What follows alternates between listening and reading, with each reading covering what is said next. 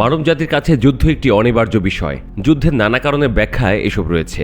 যেহেতু যুদ্ধ করতেই হয় বা করতে প্রস্তুত থাকতে হয়, সেহেতু শত্রুকে আক্রমণের পাশাপাশি আত্মরক্ষায়ও নিত্য নতুন সমরাস্ত্র দিয়ে নিজেকে সাজাচ্ছে দেশ ও জাতিগুলো।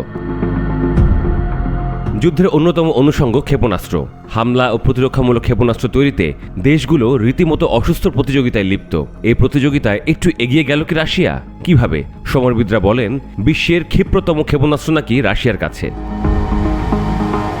সমালোচকদের মতে, ক্ষিপ্রতম হলেই যে তা সবচাইতে কার্যকর হবে এমন কোনো কথা নেই। তাহলে দেখা যাক কি এমন আছে রাশিয়ার কাছে যেটি ক্ষিপ্রতম হবার পাশাপাশি আরও নানান গুণ ধারণ করে। সমরবিদরা বলছেন, ক্ষিপ্রতম মানে যে শুধু দ্রুত ছুটে গিয়ে দ্রুত আঘাত করতে পারে তা নয়, বরং একে শনাক্ত করতে পারাটাও কঠিন।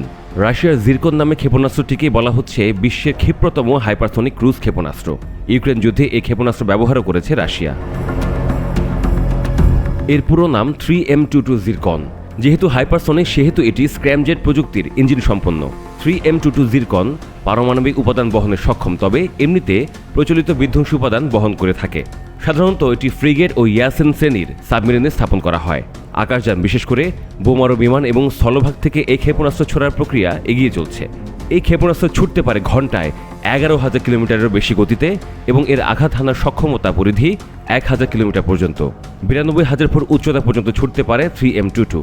ক্ষেপণাস্ত্রটির শরীরের বাইরের অংশ প্লাজমা ক্লাউড দিয়ে তৈরি, যা রাডারের চোখকে ফাঁকি দিতে পারে, এবং এই প্রযুক্তির কারণে এই ক্ষেপণাস্ত্রটিকে আজ পর্যন্ত কোনো রাডারই শনাক্ত করতে পারেনি। এই ক্ষেপণাস্ত্র মূলত জাহাজসহ যাবতীয় জলযান বিধ্বংসী, এমনকি বিমানবাহী রণতরীও আঘাত করতে পারে। স্থলভাগে লক্ষ্যবস্তু সুনির্দিষ্ট করে বললে সামরিক ঘাঁটি, বিমানবন্দর, কৌশলগত স্থাপনাতেও এটি আঘাত হানতে সক্ষম। বাতাসের শব্দের গতিবেগ প্রতি সেকেন্ডে 343 কিলোমিটার, আর 3M22 শব্দের চেয়ে 9 গুণ গতিসম্পন্ন। ক্ষেপণাস্ত্রটি 30 ফুট দীর্ঘ, ব্যাসার্ধ 24 ইঞ্চি, ওজন 3 থেকে 4,000 কেজি। ক্ষেপণাস্ত্রটি ছোড়ার সময় কঠিন জ্বালানির সাহায্যে লক্ষ্যের কাছে ছুটে যায় এবং লক্ষ্যের কাছে পৌঁছানোর সময় এটি স্ক্র্যামজেটের সাহায্যে ছুটে গিয়ে আঘাত করে।